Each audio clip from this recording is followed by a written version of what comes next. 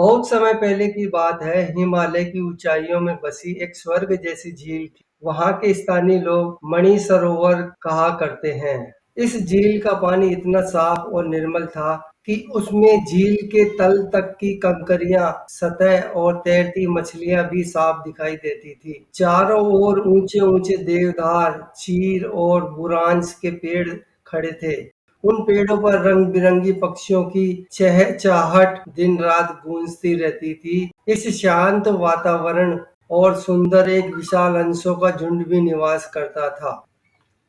इस झुंड का नेतृत्व एक अत्यंत बुद्धिमान, धैर्यवान और वृद्ध हंस करता था, जिसका नाम राजहंस था। वह न केवल उम्र में सबसे बड़ा था, बल्कि अनुभव, विवेक और न्याय में भी सबसे आगे था।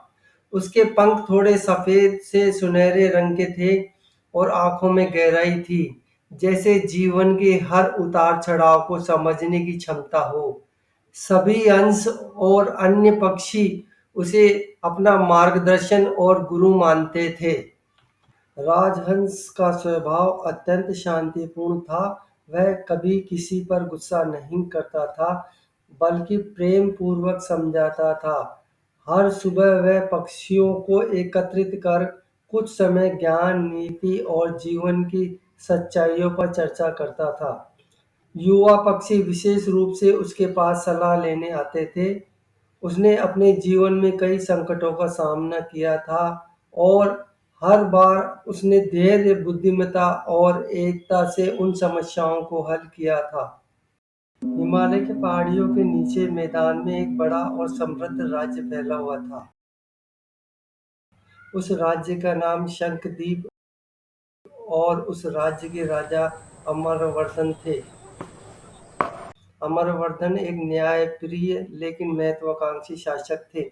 वह हमेशा अपने राज्य में श्रेष्ठतम ज्ञान और प्रतिभा को सम्मानित करना चाहते थे। एक दिन उनके दरबार में उनके सबसे प्रिय मंत्री महामात्य सुनील ने झील के उस बुद्धिमान अंश की बात कही। महाराज सुनील बोला, हिमालय की तलहटी में एक झील है जहाँ पर एक असाधारण रूप से ज्ञानी और नेतृत्व गुणों से भरपूर हंस निवास करता है। कहते हैं कि वह न केवल अपने झुंड का मार्गदर्शन करता है, बल्कि वह अन्य पक्षियों के झगड़े भी सुलझाता है, उन्हें नीति और सदाचार सिखाता है। यदि ऐसा प्राणी आपके दरबार में हो, तो वह सभी को नीति और धर्म का मार्ग सिखा सकता है।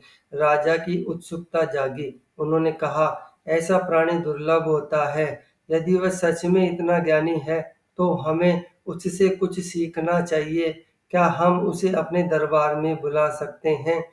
माँ मात ने सिर झुकाकर कहा, महाराज, पक्षी स्वतंत्र प्राणी होते हैं, उन्हें पकड़ना आसान नहीं है, परंतु यदि आप चाहें तो अपने शिकार दल को भेज सकते हैं। राजा ने सहमति से सिर हिलाया और तत्काल आदेश जारी कर दिया। एक विशेष प्रशिक्षित शिकारी दल को चुना गया और उन्हें आवश्यक जाल और संसाधन देकर हिमालय की उस झील की ओर रवाना किया। जब शिकारी हिमालय पहुंचे, तो उन्होंने कई दिनों तक झील के आसपास की जगहों का निरीक्षण किया। जब उन्हें यह समझ में आ गया कि झील केवल सुंदर ही नहीं थी, बल्कि यहाँ का जीवन भी बहुत अच्छा था। यहाँ पर सैकड़ों पक्षी बसते थे। शिकारी वहाँ पर चुपचाप झाड़ियों में छिपकर हंसों की निगरानी करते हुए उनकी दिनचर्या को देख रहे थे। राजहंस प्रातःकाल सभी पक्षियों के साथ झील के किनारे उतरता था, सभी को कुछ सामूहिक ध्यान करने की प्रेरणा देता था। फिर उन्हें दाना चुगने के लिए वह साथ में ले जाता। उसकी उपस्थिति मात्र से झुंड में अनुशासन और विश्वास बना रहता था। एक दिन शिकारी दल ने योजना बनाई। उन्होंने सुबह-सुबह जब झुंड झील पर उतरने वाला था, तब वहां पर उन्होंने एक मजबूत जाल बिछा दिया। जब जाल के नीचे उन्होंने चावल और मक्का के दाने बिखेर दिए, ताकि पक्षी उनकी ओर आकर्षित हो जाए। जैसे ही हंसों का झुंड नीचे उतरा, वे दानों को देखकर आकर्षित हो गए। उन्होंने जैसे ही दाना चुगना शुरू किया, अचानक जाल बंद हो गया। पूरे झुंड में हड़कंप मच गई। कुछ युवा हंस चीखने लगे, कुछ उड़ने की कोशिश में और कुछ बुरी तरह उलझ गए। शिकारी दूर से देख रहे थे और पास आने का अवसर देख रहे थे। लेकिन उसी क्षण बुद्धिमान राजहंस ने धैर्य नहीं खोया। उसने सबको शांत किया। उसकी आवाज झुंड के शोर में भी अलग सुनाई दे रही थी। डरो मत मेरे साथियों, उसने कहा। घबराने की आवश्यकता नहीं है। यह संकट हम सब मिलकर पार कर सकते हैं। यह समय घबराने का नहीं है, बल्कि एकजुटता दिखाने का है। सभी हंसों की नजरें उसकी ओर थी। वह बोला, हम सब मिलकर अपने पंखों को एक साथ पूरी शक्ति से फड़फड़ाएंगे। यह जाल चाहे जितना भी मजबूत हो, यदि हम एक साथ प्रयास करें तो इसे हवा में उठाकर दूर ले जा सकते हैं। शिकारी हमारी एकता के सामने हार जाएगा। कुछ हंस डर के कारण हिचकिचा रहे थे, लेकिन राजहंस की आंखों में ऐसा विश्वास था कि सभी उसकी बात मानने को तैयार हो गए। राजहंस ने 3 बार आदेश दिया, 1, 2, 3, और सभी हंसों ने अपनी पूरी शक्ति से पंख फड़फड़ाना शुरू कर दिया। यह दृश्य अत्यंत अद्भुत था।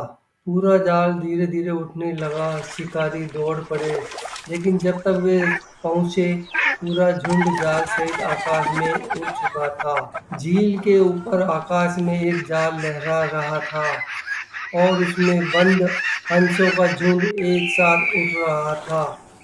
वह दृश्य किसी चमत्कार से कम नहीं था। शिकारी आश्चर्यचकित होकर उन्हें देखता ही रह गया। कुछ दूरी की उड़ान के बाद राजहंस ने एक सुरक्षित स्थान देखा जहां पर मानव नहीं पहुंच सकता। वह एक घना जंगल था जिसके बीचों बीच एक छोटी पहाड़ी थी और उसमें एक जलधारा थी। सभी अंश वहां पर उतर गए। झुंड ने मिलकर जाल को काटा और तोड़ा। यह कार्य आसान नहीं था, लेकिन सभी अंश एकजुट होकर काम कर रहे थे। राजहंस सबका मार्गदर्शन कर रहा था। कई घंटों की मेहनत के बाद जाल टूट गया और सभी अंश मुक्त हो गए। उस दिन के बाद से झुंड में और भी अधिक एकता, विश्वास और प्रेम जाग उठा। सभी अंशों का यह अनुभव हो चुका था कि संकट के समय धैर्य और एकजुटता ही सबसे बड़ा हथियार है। जब राजा अमरवर्धन को यह समाचार मिला कि अंशों का झुंड शिकारी को चकमा देकर जाल सहित उड़ गया, तो वह स्तंभ रह गया। उसने कहा, जिस प्राणी में इतनी चतुराई, साहस और नेतृत्व हो, वह मेरे दरबार में जबरदस्ती लाया नहीं जा सकता। मुझे स्वयं उसके पास जाकर उससे क्षमा मांगनी चाहिए। राजा अपनी रानी महामात्य और कुछ सैनिकों के साथ स्वयं हिमालय की ओर चल पड़ा। उन्होंने कई दिनों की यात्रा की और अंततः उस झील तक पहुंच गया। राजहंस राजा को देखकर शांत भाव से आगे बढ़ा और बोला, राजा आपका स्वागत है, आप स्वयं पधारे, हम हमारे लिए सम्मान की बात है। राजा ने विनम्र होकर कहा, हे महाज्ञानी हंस, मैंने तुम्हारे साथ अन्याय किया। मैं तुम्हारी योग्यता से प्रभावित होकर तुम्हें दरबार में लाना चाहता था, लेकिन मुझे तुम्हारी स्वतंत्रता का सम्मान करना चाहिए था। आज मैं तुमसे क्षमा मांगने आया हूँ। राजहंस मुस्कुराया और बोला, राजा, एक सच्चा नेता वही होता है जो अपने निर्णय को पुनः विचार कर सके, अपने दोषों को स्वीकार कर सके और सबके कल्याण की सोच रखे। मैं आपकी भावनाओं की सराहना करता हूँ। राजा ने आगे कहा, मैंने जीवन में कई योद्धाएं और विचारकों को देखा है, परंतु तुम्हारे समान धैर्यवान, एकजुटता का समर्थक और त्यागी नेता कोई नहीं देखा। क्या तुम हमें नेतृत्व और नीति का पाठ सिखा सकते हो?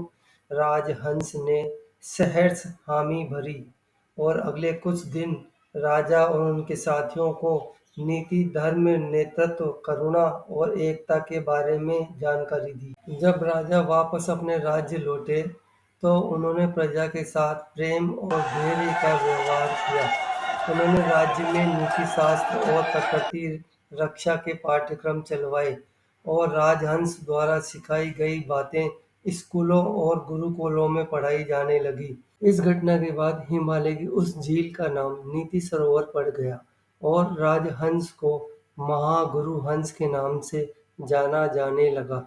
वर्षों तक उसकी शिक्षाएं पक्षियों और मनुष्यों के लिए प्रेरणा बनी रही। इस कहानी से हमें यह सीख मिलती है कि सच्चा नेता वही होता है जो संकट के समय अपने साथियों का मार्गदर्शन करे और उन्हें छोड़कर न भागे। एकता में अपार शक्ति होती है, चाहे शत्रु कितना भी बलवान क्यों न हो। धैर्य और विवेक और साहस से हर कठिनाई को पार किया जा सकता है। क्षमा और पश्चाताप किसी भी राजा या मनुष्य को महान बना सकते हैं। अगर आपको वीडियो अच्छी लगी हो, वीडियो को लाइक, सब्सक्राइब कीजिए। वीडियो के संबंध में अपने विचार कमेंट्स में जरूर